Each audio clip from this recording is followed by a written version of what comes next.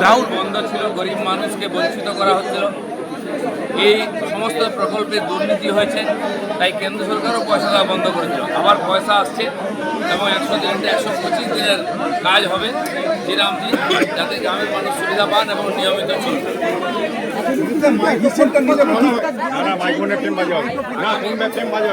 আগামী দিনে সব হিসাব ঠিক হবে। মাননীয় প্রধানমন্ত্রী বলে গেছেন, সবকা সাথ, সবকা বিকাশ, সবকা প্রয়াস, এবার সবকা হিসাব। হিসাব শুরু হয়ে দেখতে পাচ্ছেন যে পুলিশকে দৌড় করে মারা হতো, সেই পুলিশ কোমরে দড়ি বেঁধে নিয়ে যাচ্ছে। মানুষ ডিম সিদ্ধ না করে কাঁচা ডিম খাওয়াচ্ছে নেতাদের। যারা লুটপাট করেছে, ভয় দেখিয়েছে, তাদের হিসাব হয়ে গেছে। সেটা করবে পুলিশ সরকার। আপনারা সরকারের সঙ্গে থাকুন, নিয়ম মেনে থাকুন, আমরা সব সফল করব। দাদা, আগে সরকার বারবার অভিযোগ করতো যে তাদের টাকা আটকে রাখা হয়েছে, কোনো টাকার হিসাব নেই। হাজার হাজার কোটি টাকা লুট হয়ে গেছে। নেতাদের বাড়ি, পঞ্চায়েতের প্রধানের বাড়ি, পঞ্চায়েত সদস্যর 3 তলা বাড়ি, আগের পুরনো মাটির বাড়ি হয়ে গেছে, আর 5 বছর 3 তলা বাড়ি হয়ে গেছে। টাকা কোথা থেকে এসছে?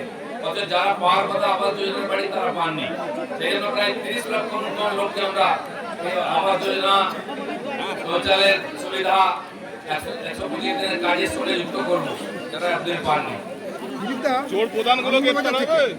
বলছি যে আপনার 100 দিনের কাজ, যেটা 125 দিন হচ্ছে জুলাই থেকে, আপনি বললেন এখন এই কাজ করতে গেলে পরিকাঠামোগত কতগুলো ব্যাপার ছিল। যেমন ধরুন বেয়ার ফুড টেকনিশিয়ান, মানে ওরা আধা ইঞ্জিনিয়ার, ওদেরকে নিয়োগ করা হয়েছিল, কাজকর্ম দেখাচ্ছে। আপনি গত 4 বছর পাচ্ছে না, ওরাও একটা পুনর্বাসন চাইছে। এটা নিয়ে কি আপনারা সবাই বেতনও পাবেন, কাউকে বার করা হয়নি, ছাড়া হয়নি।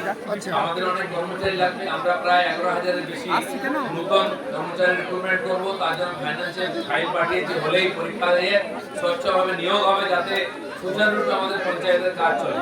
ততদিন যে কর্মচারীরা আছেন তারাই সেই পুরনো কাজকে নতুন করে শুরু করছেন। দাদা, দিল্লিতে সংগঠনের কাজ করে হবে, আগে সরকারের কাজ হোক। দাদা, দিল্লিতে যে 3জন সাংসদ যোগাযোগ করছে, এনডিএতে শরিক হবে বলছে। না, ওরা যোগাযোগ করছে। অনেক লোক টিএমসি থেকে বেরিয়ে যেতে চাইছেন, পরিবারবাদ থেকে তারা আলাদা করে পার্টি করে। তারা যে মনে করেন এনডিএ সঙ্গে আসবেন, সেটা আমাদের যারা নেতারা তারা ঠিক করবেন। ঠিক আছে, ভালো থাকুন। বিরোধীরা অভিযোগ করছেন তাদের কোনো সুরাহ না করে তাদের উপরে অত্যাচার হচ্ছে। সিপিএম টিএমসি লোকেরা লোককে টাকা নিয়ে বসিয়েছে। ফুটপাত বন্ধ, রাস্তা বন্ধ, প্ল্যাটফর্ম বন্ধ, লোক যাবে কোথায়? এই জন্য যে জায়গাটা সার্বজনিকভাবে ব্যবহার হয় সেটাকে খালি করতে হবে। বাকি যারা বসেছিলেন তাদের ব্যাপারটা পরে ভাববো আমরা, কিন্তু রাস্তাঘাট খালি না করলে কোনো উন্নয়ন হয় না।